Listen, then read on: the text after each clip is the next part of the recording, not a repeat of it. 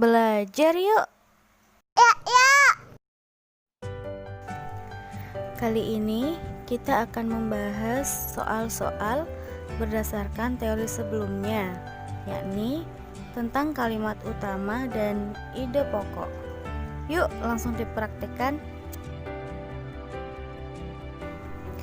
Sebelum kita mengerjakan soal bahasa Indonesia, kita harus fokus dulu ke pertanyaannya. Abaikan tentang paragrafnya atau wacananya yang panjang, sepanjang jarak yang memisahkan aku dan kamu untuk menjadi kita. Soal pertama.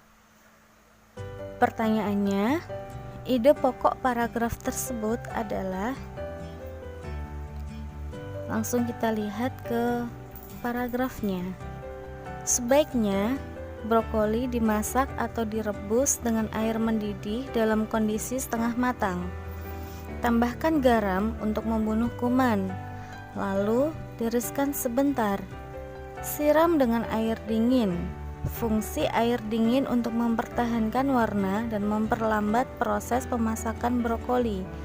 Dalam kondisi seperti ini, brokoli dapat disimpan 2-3 hari dalam lemari pendingin dan aman dikonsumsi. Pilihan jawabannya ada A, B, C, D, E. Sebelum kita melihat pilihan jawabannya, maka kalian harus fokus ke kalimat pertama saja atau ke kalimat terakhirnya saja dalam sebuah paragraf ya.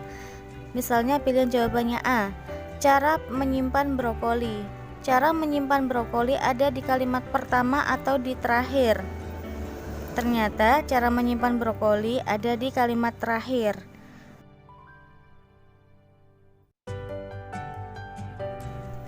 Pilihan jawaban B, fungsi garam dan penirisan brokoli ada di kalimat kedua. Berarti jelas B bukan jawabannya. Yang C, cara mempertahankan warna brokoli. Cara mempertahankan warna brokoli ada di kalimat ketiga dan keempat.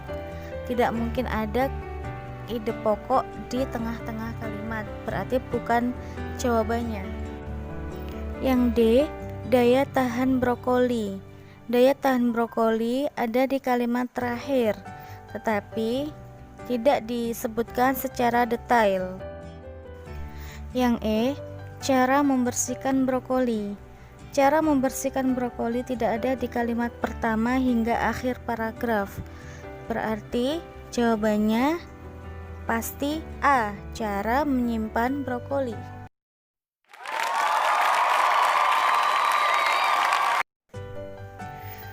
Soal kedua, pertanyaannya, kalimat utama paragraf pada kutipan teks tersebut terdapat pada. Kalimat utama paragraf hanya ada di kalimat pertama dan kalimat terakhir.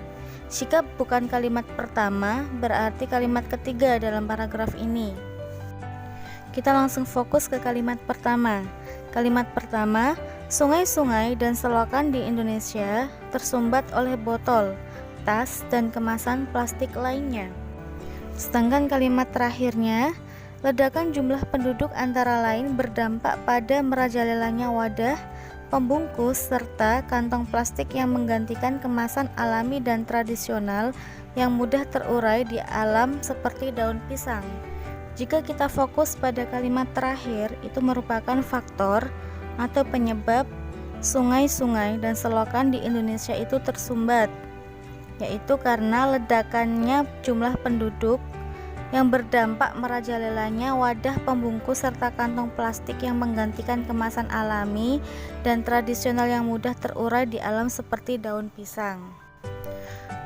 Jika kalimat terakhir merupakan penjelas, maka kalimat utamanya pasti kalimat pertama. Jadi jawabannya A.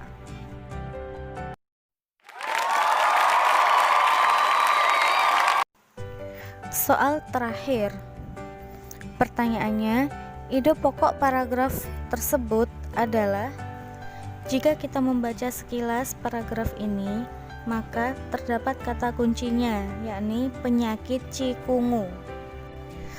Penyakit cikungu ini ada di kalimat pertama, yakni penyakit flu tulang merupakan istilah yang seringkali digunakan masyarakat awam untuk menjelaskan mengenai penyakit cikungu. Dengan demikian, ide pokok paragraf tersebut adalah A. Definisi penyakit tulang atau yang dikenal dengan penyakit cikungu.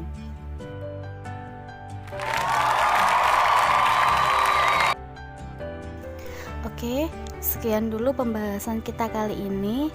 Kalau masih belum paham, bisa diulang lagi videonya dari awal ya. Oke, kalau kalian suka jangan lupa like dan komentar. Terima kasih, semoga bermanfaat.